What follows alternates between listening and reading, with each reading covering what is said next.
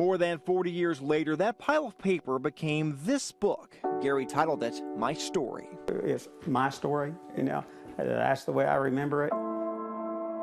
He admits others may not remember the war just as he does, even some who served in the 196th.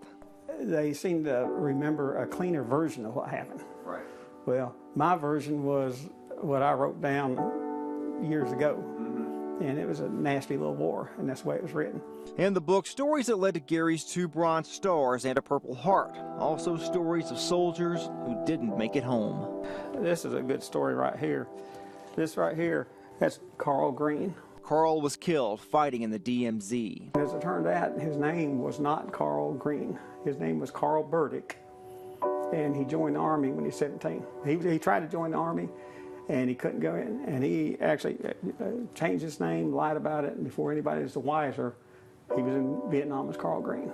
Gary says Carl had been in some trouble and changed his name to get in the Army. As a matter of fact, he is on the wall as Carl F. Green, and there's no such person. Gary would love for anyone to read his story, but he says he wrote it for the people who were there with him in Vietnam. And I almost felt an obligation, okay, to go ahead and publish it for, you know, just for the guys that was there with me.